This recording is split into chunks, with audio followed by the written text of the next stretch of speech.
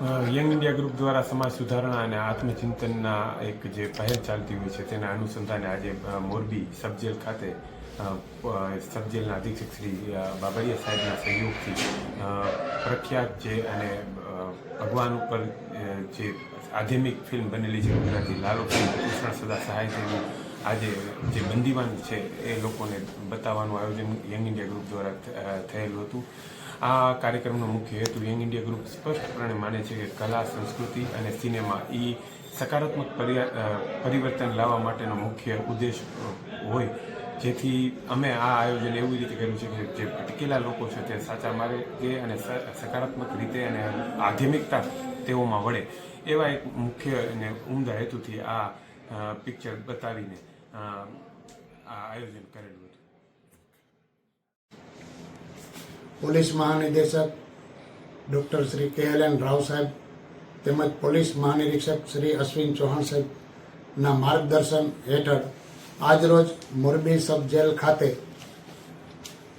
હાલમાં સુપ્રસિદ્ધ થયેલ ગુજરાતી ફિલ્મ લાલો શ્રી કૃષ્ણ સદા સહાય તે નું આયોજન કરવામાં આવેલ છે. તમામ બંદીવાન ભાઈઓને આ પિક્ચર બતાવવા માટે LED સ્ક્રીનથી માંડીને તમામ વ્યવસ્થા young India group Morbi Shri Devanbhai રબારીનાઓ દ્વારા પૂરતો સહકાર આપી આ પિક્ચરથી જેલમાં રહેલ બંદીવાન ભાઈઓને પરમેશ્વર તરફ લાગણી કેળવાય અને પરિવારમાં મુખિયા જે ઘરના ધણી હોય એ પરિવારથી દૂર હોય ત્યારે પરિવારના ઉપર આવતી મુસીબતોને વાચા આપવાનું કાર્ય આજરોજ કરી રહ્યા છે.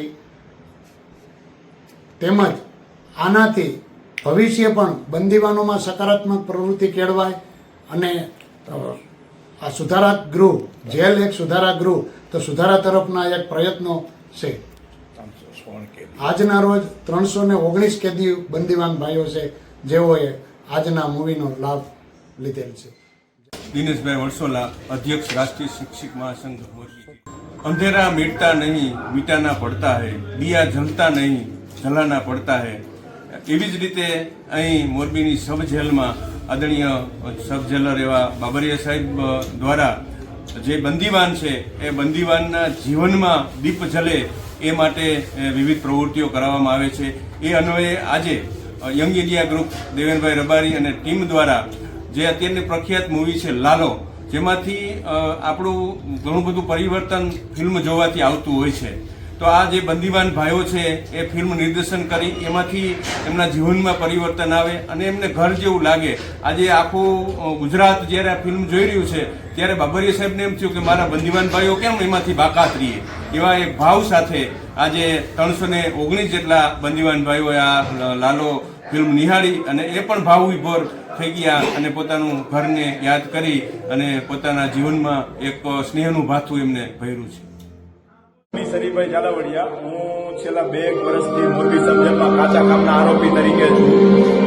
આજે મોરબીમાં યંગ ઇન્ડિયા ગ્રુપ દ્વારા અને અમારા અધિક્ષક શ્રી બાબરિયા સાહેબની પહેલથી કેદી આરોપી ભાઈઓને લાલો મૂવી બતાવવામાં આવ્યું છે.